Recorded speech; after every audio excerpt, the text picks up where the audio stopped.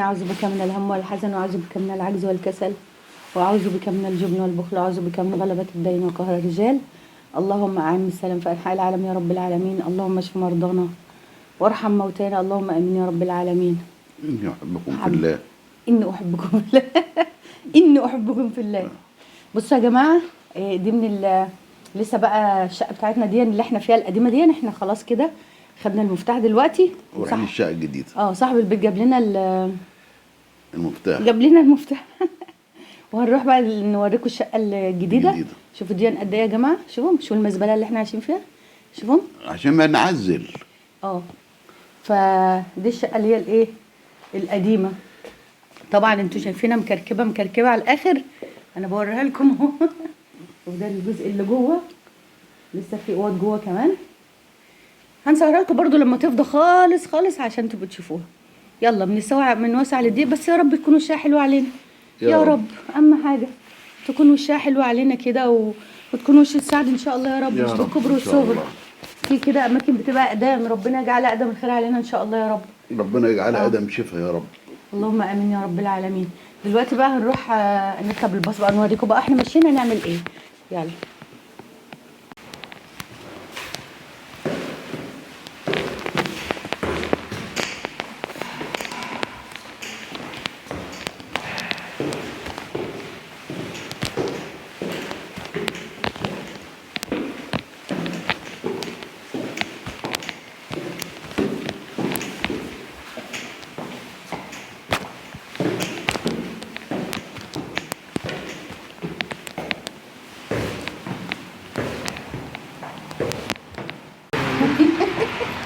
حسن اول ما خرج بالشارع، يا لهوي ثلاجه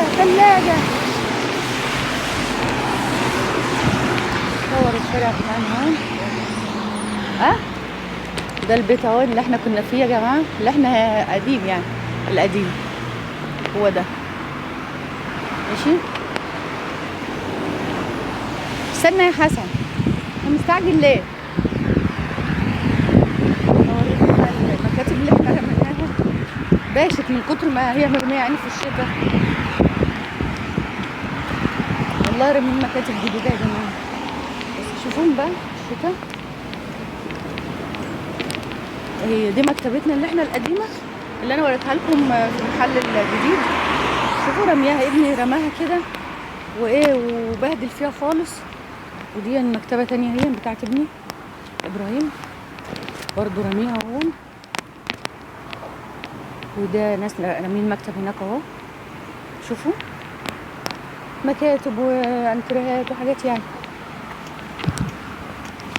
هنروح بقى نركب وهنروح بقى الشقه الجديده دلوقتي، هوريها لكم يا جماعه. ده بيتنا القديم اهو.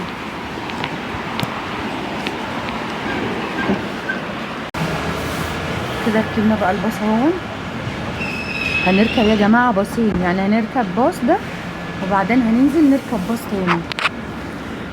باص تاني. ماشي. اللي مزعلني بقى يا جماعه من حكايه النقله دي بصراحه ربنا ابني، لان طبعا انا ابني كان قاعد تحتي، بس طبعا احنا هننقل، لان صاحب البيت اللي احنا فيه ده بصراحه ما بيهتمش اي حاجه مثلا في الشقه. يعني في حاجات هو ملزوم بيها، لو احنا يعني شبابيك لازم في صيانات ده سنويه كده للبيت. الاجهزه اللي هي بتتركب في بتاع الاجهزه اللي هي بتتركب بتاعه الانذارات، لو في مثلا لا قدر الله حريق، حاجات دي في مثلا. بس هو بصراحه في دي بيلتزم دي بس، لان دي ممكن تعمل له مشكله. الحاجة التانية ان هو مثلا اي حاجة بتبص في الشقة عايزين مثلا نصلحها، حاجة باظت، حنفيات، حاجة في البانيو، حاجة في اسمها ايه دي يعني الشبابيك، علشان طبعا هنا تلج انتوا عارفين، فما ينفعش ان هو لازم بيعمل صيانات كل فترة كده ويظبط الشبابيك. الشبابيك بتدخل لنا هوا. الدفايات نفسها عنده، الدفايات عندها يعني عندنا كمان ما بتدفيش. هو امبارح دخل الشقه وقال قال ان الشقه ساقعه، الشقه التانية تبقى دافيه ومش عارف ايه. يعني هو نفسه لما دخل عندنا البيت حس ان الشقه ساقعه. احنا عندنا دفايات وكل حاجه، بس الدفايات ضعيفه جدا. من قبل ما احنا نيجي جيراننا اول ما سكننا في الشقه دي جيراننا قالوا لي والله العظيم الله يبارك لهم، قالوا لنا الراجل ده مش هو بقى كمان اللي كان ماسك، يعني ما كانش هو اللي ساكن اللي كان شاري البيت ده لسه شاري البيت، يعني بقى له 2-3 ولا حاجه، انما اللي قبليه برضو كان اسفت يعني. فعلى طول ده سبب من الاسباب ان احنا خلانا يعني كرهنا الشقه وعايزين نسيبها، زائد ان هي دور ثالث، والدور الثالث حسن لما بيطلع بيتعب. اما بنيجي نطلع حاجه للدور الثالث، اكل ولا مشروبات ولا اي حاجه بنشتريها يعني بنسوق وبنشتري الحاجات، فطبعا بتبقى صعبه علينا يعني ان احنا نطلعها، لان انا عندي مفصل زي ما انتم عارفين، وحسن برضو مركب دعامه في القلب والكلام ده، فمش هينفع يعني. ففكرنا ان احنا نشتري حاجه دور ارضي، يعني ناخد حاجه دور ارضي، نسكن في حاجه دور ارضي صغيره بقى، ايه على اساس برضو الواحد يقدر ينظفها، يقدر يهتم بيها، لان برضو الواحد هنا غير بلادنا يا جماعه، هنا غير بلادنا. امبارح كنت بلسع. استنى بقى، احنا هنقولها لما احكي لهم بقى لما نروح، عشان الباص عمالين الناس يبصوا لنا يا جماعه. حسن هيحكي لكم ايه اللي حصل لما نروح الشقه هناك. شوفوا بقى عمكم حسن لازم نيجي كل ما نيجي هنا في المكان ده وننتظر، لازم يروح يجيب شاي ويقعد يشرب شاي كده، مع اننا شاربين قبل ما نخرج، لا لازم يجيب شاي، هو كده مزاج عنده. الثاني ده اهو، لا ده مش باصنا، ده مش الباص بتاعنا، الباص بتاعنا لسه ما جاش، لسه قدامه 5 دقايق. 5 دقايق يا جماعه ويجي. شوفوا الارض مبلوله ازاي، الحمد لله ان التلج راح.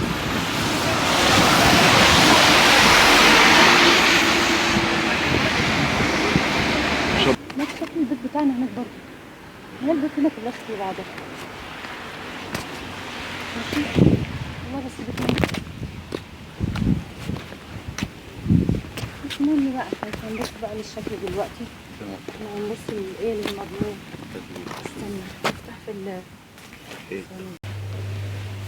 هو ده البيت يا جماعه الجديد، ماشي، وده مكان الغسيل تحت اهو عشان تحط الغسيل، ده مكان للغسالات، ماشي، ده مكان للغسالات. انا بقى نازل دلوقتي نشوفه. هو بيتنا التاني بصراحه انا حاسه انه كان انضف منه واحسن منه، بس ايه كده مفيش سكن اصلا، يعني احنا لاقيينه بالعافيه، ده بوصله كمان. استنى نفتح ورولك. بسم الله توكلنا على الله، ربنا يجعله وش الخير. هو بيت حندقه خالص، محندق على الاخر على الاخر. بسم الله الرحمن الرحيم. امسح بقى رجليك عشان امسح رجليك هنا حسن امسح رجليك هنا حاضر، عشان هم حاطين. يلا بسم الله، بسم الله الرحمن الرحيم. هو بيت صغنطوط قوي، بس انا راضيه بيه، حلو، ربنا بس يجعله ايه وشه حلو علينا ان شاء الله.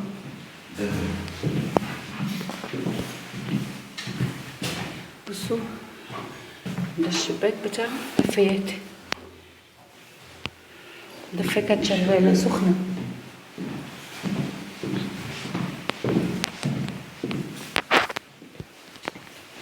بصوا يا حبايبي، ودي اوضه تانية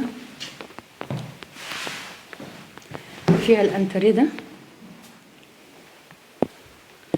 احنا هنخليه كده مؤقت، نغسله وننضفه ماشي. هو حلو مفيهوش حاجه، بس ايه هنقعد عليه مؤقت كده لحد ما ربنا يسهل ون ايه. هنا ده دولاب اهو، هنحط على الدولاب ده تلفزيون. بس احنا بس لسه بنفكر بقى. على فكره دي مكتبه، على فكره دي كلها مكتبه مع بعضها، مكتبه، بس فين البتاع بتاعتها دي اللي هي بتحط عليها التلفزيون؟ هي مكتبه. شوفوا يا جماعه اللي انا، ايوه هي مكتبه فعلا. شوفوا رميت انا مكاتب قد ايه في البيت التاني. بس يلا بقى، المكان هنا صغير مش هيكفي حاجه. حلو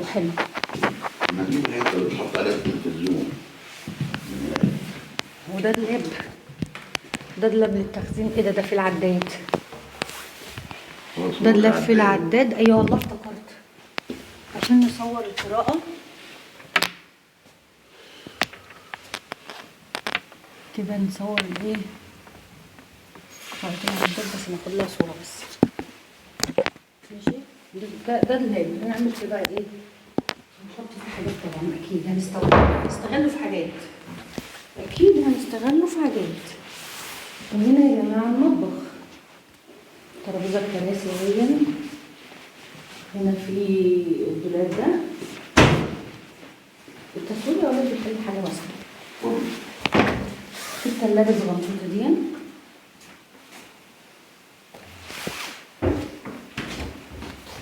ماشي.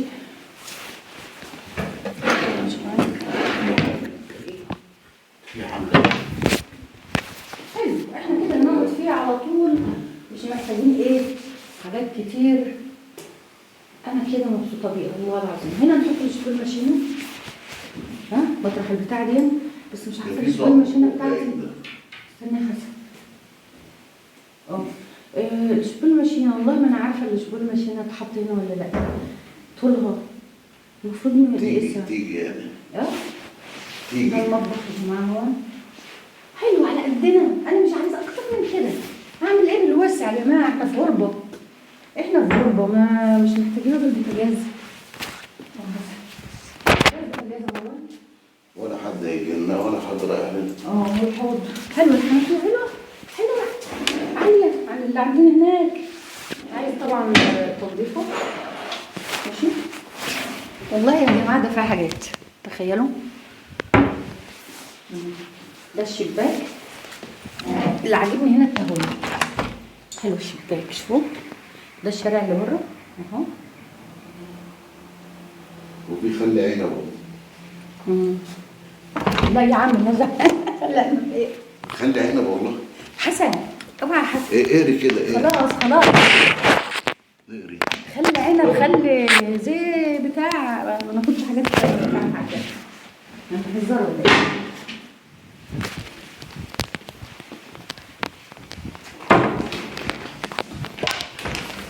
ده نحط فيه الميكروويف.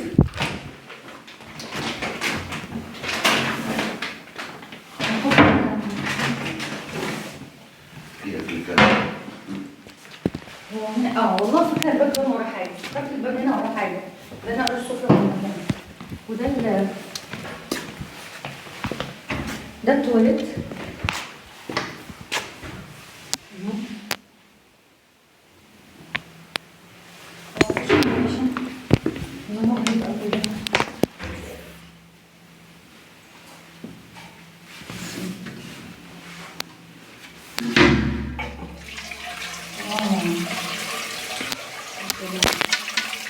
ده الحمام، ده البانيو.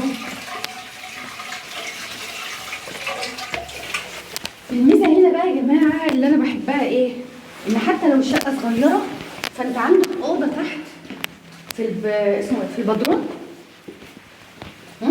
اوضه في البدروم، عندكم اوضه في البدروم تحت، تحطوا اي حاجه تحت. دي هنفتح هنا، ده الباب ده نفتح نطلع على بنيانه صغنطوطه كده، هنعملها بقى نظبطها احنا. ما عملتش حاجه في البلكونه، تصدق ما عملتش حاجه في البلكونه. طبعا ده عايزه توضيب كتير. البنيانه دي يا جماعه عايزه توضيب كتير.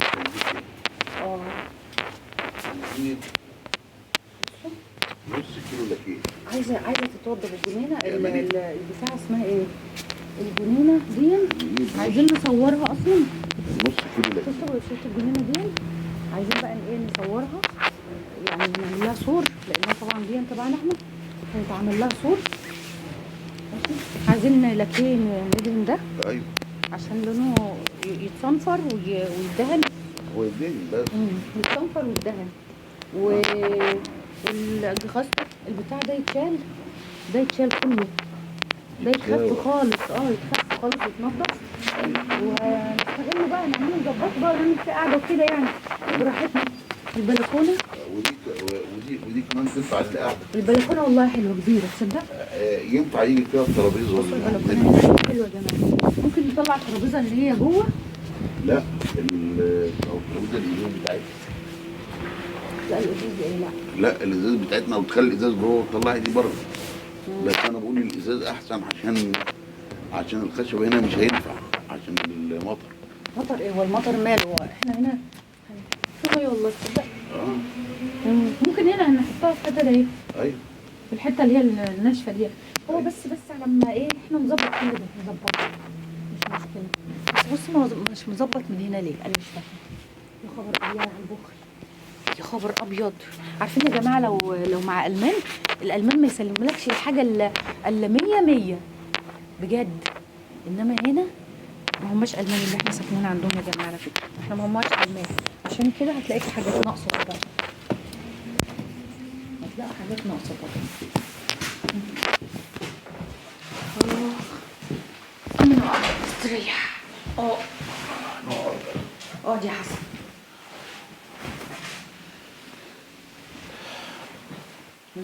امبارح كنت هفلسع. حسن عايز يحكي لكم. والله حسن عايز يحكي لكم. كان امبارح والله العظيم تعبان جدا وهو قاعد بيعمل الفيديو بسبب النقه. وهو قاعد يمسك وهو قاعد معايا بيعمل الفيديو. من قبلها هو بيقول لي انا مصدع، عنده صداع جامد قوي بسبب النقه بقى. النقه اللي بتتكلم عن المساعدات، ناس بتاخد مساعدات وناس ما اعرفش ايه وناس ايه. كأنها هي انزلت من السماء والناس دي كلها ولد ميتين كلب. امبارح من كتر ما هو زعلان لان هو الراجل يا جماعه ما كان. انا مش على حكايه مساعدات. انا ظروفي ان انا عندي عجز 100%. يعني يوم بقضيه في المستشفى ويوم في الغسيل. مش مسموح لي بعمل. يعني حتى ما فيش انسان يقدر يشغلني. مصيبه. انا والله العظيم يا جماعه علشان حسن نفسيته تبقى مستريحه والله العظيم ما بكذب عليكم. عملنا القناه دي. كنت في يوم لا مش حكايه القناه. كنت في يوم كنت بعمل النضاره بتاعتي وبعدين كان في محل نضارات. قمت انا قلت لهم يا جماعه انا عايزه جوزي ينزل معاكم. هاتوا البتاع كده عشان الصوت ممكن يكون الصوت مش واضح. قلت لهم عايزه جوزي يعني يقف معاكم. هو عنده خبره 35 سنه ولا 40 سنه هو ما شاء الله في شغل البصريات وبتاع. فيا ريت بس ايه حتى لو هينزل ساعتين او معاكم ساعه حتى في اليوم. المهم ان هو يمارس المهنه اللي هو بيحبها لان حسن بيحب شغله جدا. فقلت لهم كده قالوا لي خلاص سيبلنا العنوان وسيبلنا مش عارفه ايه وبتاع. والله لحد دلوقتي حتى ما ردوا. فانا في يعني كنت بس حتى قلت له مش عايزين فلوس، انا عايزاه بس يمارس المهنه يخرج يحس ان هو ايه بيخرج يتعامل مع ناس يتكلم مع ناس يساعدهم في شغل بتاع. شوف لدرجه ايه. قلت له ما احناش عايزين فلوس خالص بس المهم ان هو يبقى نفسيته مستريحه. وما ردوش لحد دلوقتي طبعا. فجات الابله. فحسن طبعا هو بقى ايه نفسيتي. حسن اللي زعل حسن امبارح ان هي جايه بتتكلم على حكايه المساعدات. على العموم والناس ليه؟ الناس فيها اللي مكفيه. مره الناس بصالي. الناس هتبصلك على ايه؟ انت ولا زياد من الناس. طب بص لنا هنا ولا اعلى من الناس. طب بص لنا كده انت بتبص فين؟ بص لنا. ايوه بص كده وانت بتتكلم. يعني هي ولا اعلى من الناس ولا حاجه بالنسبه للناس واللي عند الناس. اللي عند الناس مش شرط فلوس. مش كل حاجه بتتقاس بالفلوس. في حاجات ليها قيمه اكتر من الفلوس. العلم. الانسانيه ان هي تقعد تتكلم. مش كل المغتربين يعني في ناس لهم ظروف بتمنعهم ان هم غصب عنهم ان هم يشتغلوا. تعبان. فطبعا حسن لما سمع الكلام امبارح لقيته زعل. والله العظيم قسما بالله يا جماعه ضغطه وصل ل 188 على 102. والله العظيم وحياة ربنا لو كنت في البيت كنت وريت لكم جهاز اللي بيقيس الضغط. فهي ما عندهاش انسانيه. المفروض تلاحظ ان في ناس غصب عنهم مجبرين ان هم مش عارفين يشتغلوا بسبب الحاله الصحيه اللي هم فيها. انما هي بتطلع يا شحاتين يا قله الادب بتاعتك دي. ما تلمي نفسك. هو مجرد ما بننقضها بقينا شحاتين. يا عم سيبك منها، مخها تعبان والله. واحده مريضه والله العظيم، بقى عندها حاجه، مرض اسمه مرض العظمه. فاكره نفسها ان هي خلاص جنون بقت العظمه. جنون العظمه.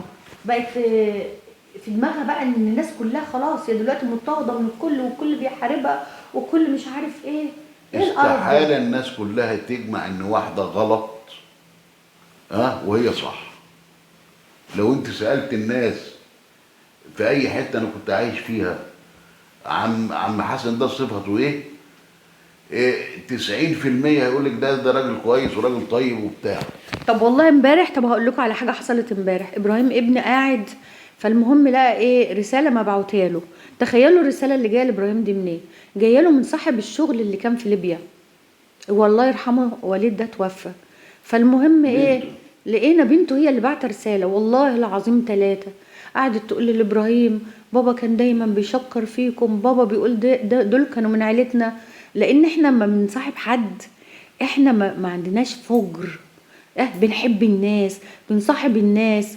الناس مش حكايه كمان عمل، لا. بمحبة. بصوا بقى، يجوا يوصلوا حسن بالعربيه ويجيبوه بالعربيه ويبقوا حسن محتاج يروح السوق او انا محتاجه السوق، اروح السوق يعدوا عليا بالعربيه، ياخدوني يودوني ويجيبوني. والله العظيم 3 يا جماعه. فالبنت امبارح، بنت الراجل الله يرحمه وليد، هو يجيبوه شاب المطار والله، كذا الله مرة. يرحمه يا حبيبي، الله يرحمه يا رب ويجعله في الله الجنه يرحمه. ونعمها. اهو ده شاب اللي هو صاحب الشغل ده يا جماعه. شاب صغير. كان شاب جاله الله اكبر مرض السرطان، عشان ما حدش يضمن نفسه لحظه. فجاه جاله ما كملش 40 يوم اتوفى.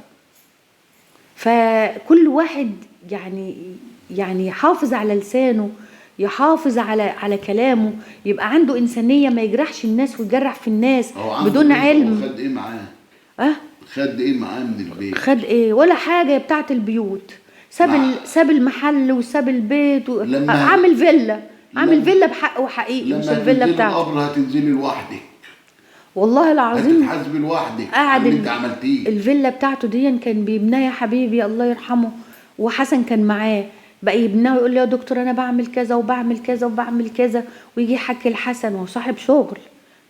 كانوا بيحبونا لدرجه ان بنته، شوفوا، وبنته احنا كنا يعني مشينا من ليبيا وهم كانوا صغيرين خالص، فاكر يا أيوة، حسن؟ البنت كانت صغيرة. البنت والولد كانوا صغيرين كانت 6 سنين بقى. تقريبا، يعني جاب عيال تانيين. أيوة. فبتقول له اخوتي يعني اخواتي يعني. أيوة.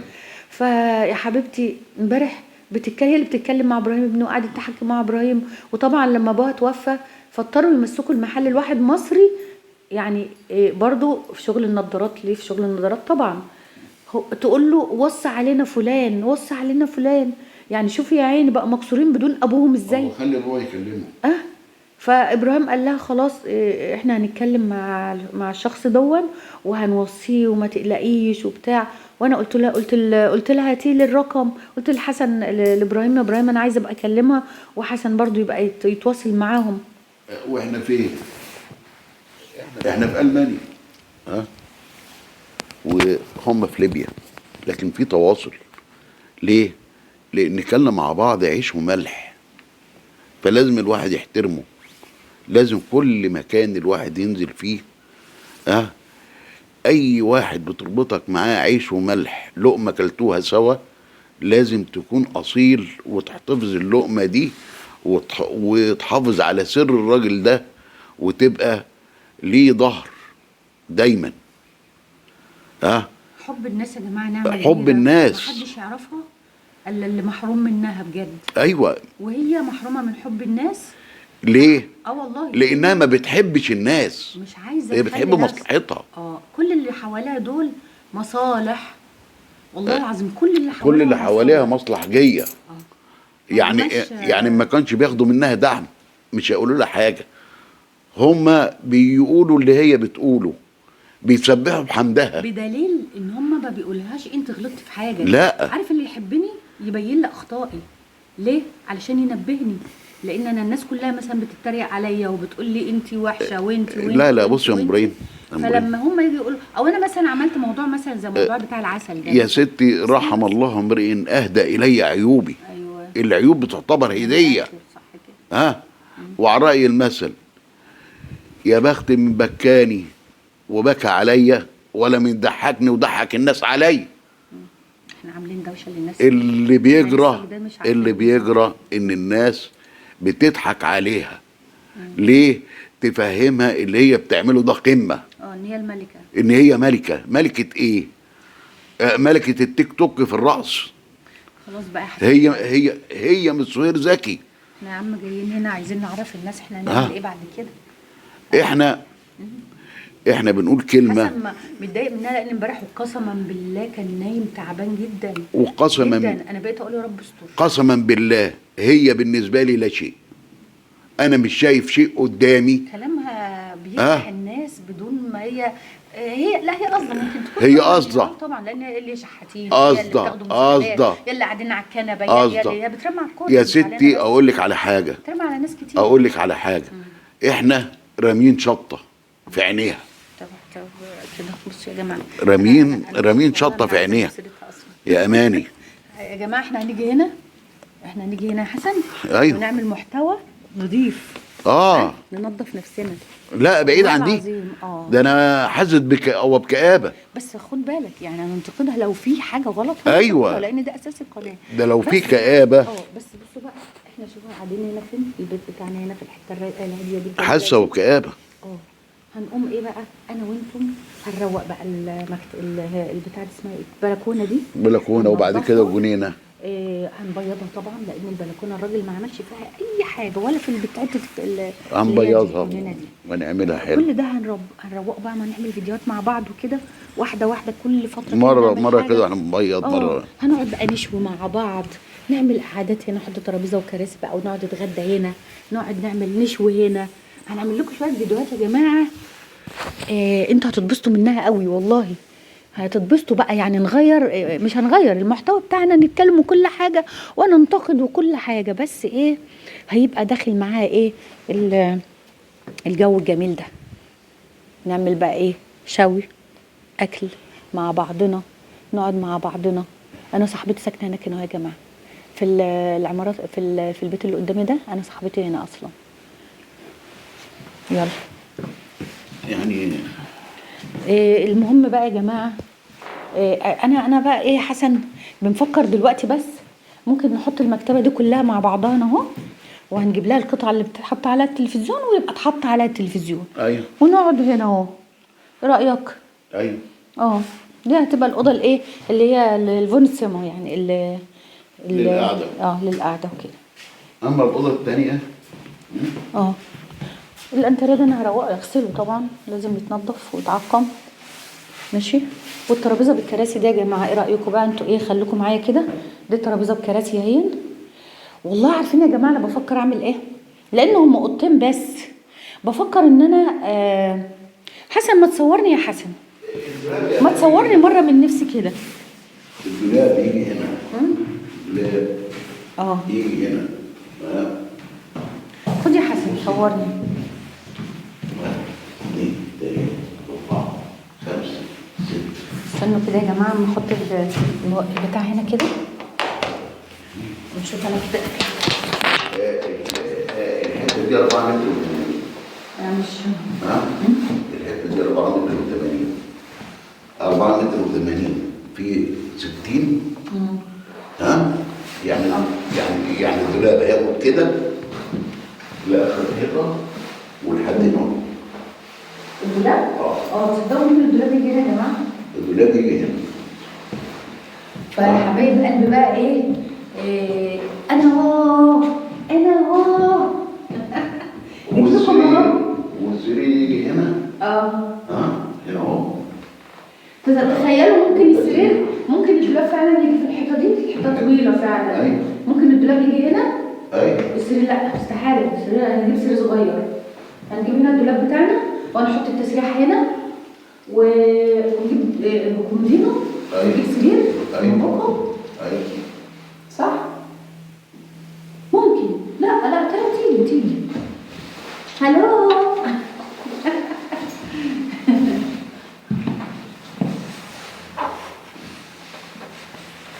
بقى ستاير. ما بحبش الشبابيك اللي هي كبيره كده. ما بحبش الشبابيك اللي هي كده. انا شقتي اللي هناك كانت كلها شبابيك كلها على الشارع. اه هنعمل هنا بقى ستاير برضو. في نفس الوقت ده الشباك ده يعني يهوي الأوضة.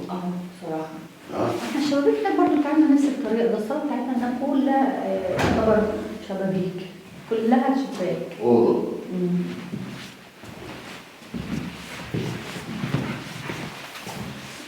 فبقى عايزين ايه؟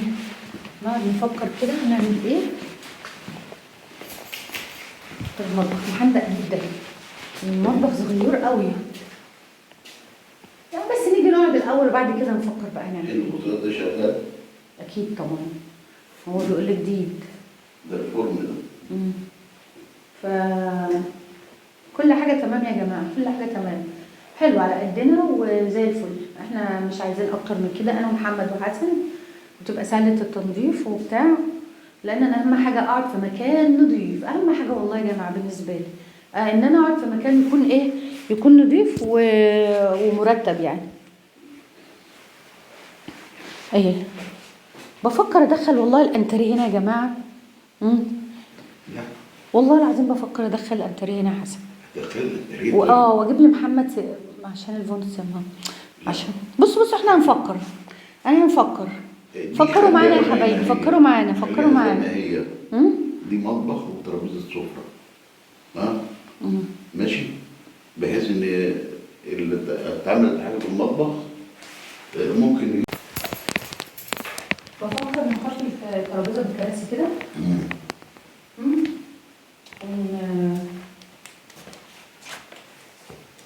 بفكر كده يعني، نفكر لسه بقى.